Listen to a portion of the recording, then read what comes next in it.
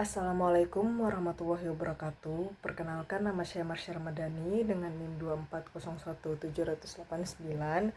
Jadi di video kali ini saya ingin membahas tentang konsep kriptografi serta implementasinya dalam metode klasik maupun modern dalam keamanan sistem komputer. Jadi langsung saja di sini saya akan membahas pengertian kriptografi, yang dimana kriptografi ini adalah ilmu untuk mengamankan pesan agar tidak dibaca oleh orang lain. Dia itu prosesnya itu melibatkan enskripsi, yaitu mengubah pesan, dan deskripsi, yang itu mengembalikan pesan. Dan dia itu sangat penting dalam keamanan data dan komunikasi digital. Jadi itu kayak kriptografi itu bisa dibilang ilmu yang dipakai untuk menyembunyikan isi pesan. Jadi kalau kita mau kirim pesan rahasia ke teman kita, tapi takut ada orang lain yang tahu, kita bisa menggunakan kriptografi, yaitu pesannya diubah dulu menjadi bentuk acak yang nggak bisa dimengerti. Baru nanti teman kita bisa mengubahnya kembali ke bentuk aslinya. Itu proses enskripsi dan deskripsi. Jadi di sini ada 4 tujuan dari kriptografi, yang dimana yang pertama itu ada kerahasiaan, yaitu tujuannya untuk menjaga agar data hanya bisa dibaca oleh orang yang berhak. Pesan yang dikirim akan dienkripsi sehingga jika disadap oleh orang lain, isinya tetap tidak bisa dimengerti. Contohnya kayak pesan halo, jika dideskripsikan akan menjadi JDPS, yang dimana hanya penerima yang punya kunci yang bisa ubah JDPS kembali menjadi halo. Contoh nyatanya itu enskripsi pada aplikasi WhatsApp atau HTTPS di website. Lalu adapun keutuhan data, integrity, yang dimana tujuannya itu menjamin data tidak berubah selama proses pengiriman. Kalau ada pihak yang mencoba mengubah isi pesan di tengah jalan, maka sistem akan mendeteksinya. Contoh nyatanya ketika kita mendownload file dari internet, sistem bisa cek apakah file kita itu rusak atau diubah lewat kode khas. Terus ada autentikasi, yaitu tujuannya memastikan identitas pengirim atau penerima data benar, yang dimana dengan kriptografi sistem bisa tahu bahwa pesan benar-benar berasal dari orang atau sumber yang sah. Contoh nyatanya tuh login ke akun Google atau situs perbankan menggunakan sertifikasi digital. Terus ada non-repudiation, tidak dapat disangkal, yaitu tujuannya mencegah pengirim menyangkal bahwa dia telah mengirim pesan. Artinya kalau seseorang sudah mengirim data atau melakukan transaksi, dia tidak bisa dibilang bukan saya. Jadi contoh nyatanya itu tanda tangan digital pada dokumen elektronik. Jadi intinya itu kriptografi ini bertujuan untuk melindungi informasi dengan cara menjaga kerahasiaan, keaslian, dan keutuhan data agar komunikasi digital tetap aman dan terpercaya. Lalu di sini saya akan membahas kriptografi itu ada 2 metode. Yang pertama metode klasik dan metode modern. Jadi di sini kita akan membahas dulu metode klasik. Jadi metode klasik itu dia adalah cara enskripsi yang digunakan pada zaman dulu sebelum komputer ada, yang dimana prosesnya itu masih manual seperti mengganti atau mengacak huruf. Tujuannya itu untuk menyembunyikan isi pesan supaya orang lain tidak bisa membacanya dengan mudah. Terus adapun ini dibagi menjadi 2 tahap ya, yaitu substitusi atau pergantian huruf, yang dimana konsepnya itu setiap huruf dalam teks asli diganti dengan huruf lain berdasarkan pola tertentu. Contohnya chaser shipper, huruf digeser beberapa langkah. Contohnya misalnya seperti belajar, digeser 3 jadi home dot. Terus generation shipper, pakai kata kunci untuk mengganti huruf. Jadi implementasinya tuh dulu pernah digunakan oleh Julius Caesar untuk pesan rahasia militer. Jadi substitusi itu intinya dia mengganti huruf dengan huruf lain. Seperti Caesar shipper tadi, yang hurufnya digeser beberapa langkah supaya orang lain nggak mengerti pesannya.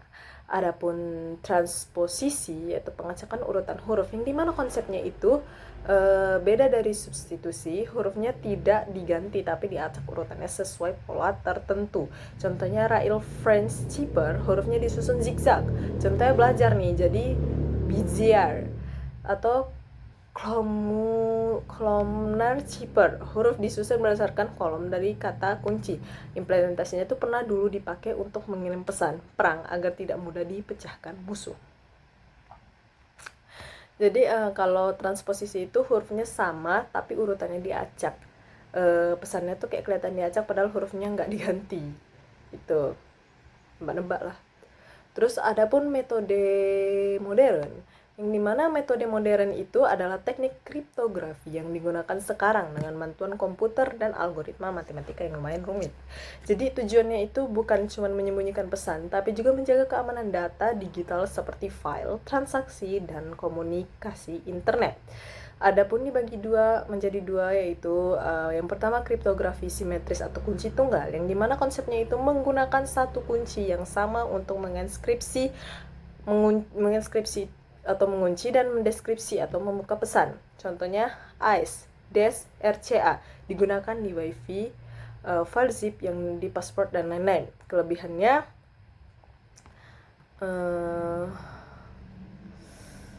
dia cepat dan sederhana. Kekurangannya jika kunci bocor, semua data bisa terbuka. Jadi simetris itu pakai satu kunci buat mengunci dan buka pesan. Cepat sih kalau kuncinya ketahuan ya semua data bisa dibuka.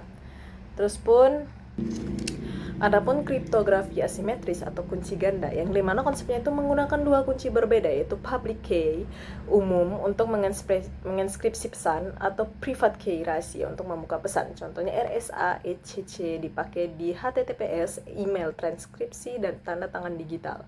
Kelebihannya sangat aman karena dua kunci berbeda. Kekurangannya lebih lambat dan simetris. Terus kalau kita bilang mohon maaf sebelumnya, kalau kriptografi yang simetris tadi dia ada contoh nyatanya. Misalnya kalau kita mau kirim file zip yang dikasih password, waktu kita mau kunci file itu dia programnya pakai kunci yang sama untuk mengunci dan membuka. Itu contoh kriptografi simetris. Jadi baru kita lanjut ke kriptografi asimetris, itu yang dimana dia asimetris, dia menggunakan ini ya, dua kunci berbeda yang tadi saya sebut tadi. Kalau public itu kan mungkin bisa dibagikan ke siapapun, tapi kalau privat tuh hanya dimiliki oleh pemiliknya, yaitu untuk membuka pesan tadi. Jadi contohnya itu ada seperti RSA, banyak digunakan di HTTPS atau web aman, tanda tangan digital, dan sertifikasi keamanan. ICC versi modern RSA lebih efisien dipakai di perangkat kecil seperti smartphone, dan RGP yaitu digunakan untuk mengamankan email. Jadi yang dimana contoh situasi nyatanya itu ketika kita membuka situs dengan HTTPS, browser kita tuh dapat public key dari server. Jadi kita tuh bisa kirim data transkripsi ke server, yang dimana server tuh nanti membuka data itu pakai private key-nya sendiri. Itulah kenapa data login dan password kita tuh aman. Jadi seperti itu sih. Adapun di sini perbandingan metode klasik dan metode modern dalam kriptografi. Yang pertama, metode klasik itu yang seperti kita tahu, metode klasik adalah teknik kriptografi zaman dulu tadi ya, yang sudah dijelaskan. Yang dimana dia tuh memiliki kelebihan, yaitu sederhana dan mudah dipahami, tidak butuh komputer untuk melakukannya. Yang kedua, cocok untuk pembelajaran dalam dasar kriptografi karena konsepnya jelas, ganti atau acak huruf. Yang ketiga, cepat diterapkan pada pesan pendek. Kelemahannya mudah dipecahkan dengan teknik analisis frekuensi atau tebakan pola pesan bisa dibuka dengan cepat. Yang kedua, tidak cocok untuk data digital karena hanya mengolah huruf, bukan bit binary seperti di komputer. Yang ketiga, kurang aman untuk komunikasi modern.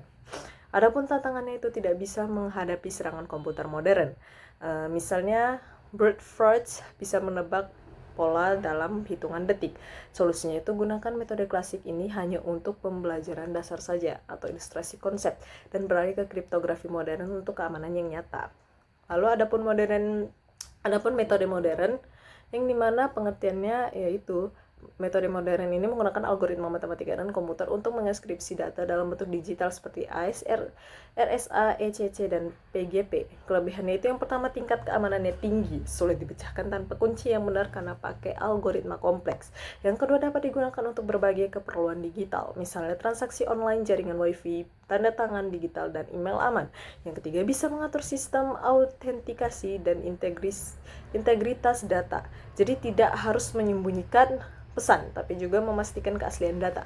Kelemahannya itu membutuhkan sumber daya komputer, yang dimana proses enskripsi dan deskripsinya itu bisa berat untuk perangkat lemah. Jadi risiko manajemen kuncinya itu, kalau yang kedua tuh risiko manajemen kunci, kalau kunci bocor atau hilang, data tetap bisa rusak atau hilang. Ketiga, lebih kompleks untuk dipelajari. Tantangannya itu ada ancaman serangan siber yang terus berkembang, misalnya hacking, malware, dan serangan brute force canggih.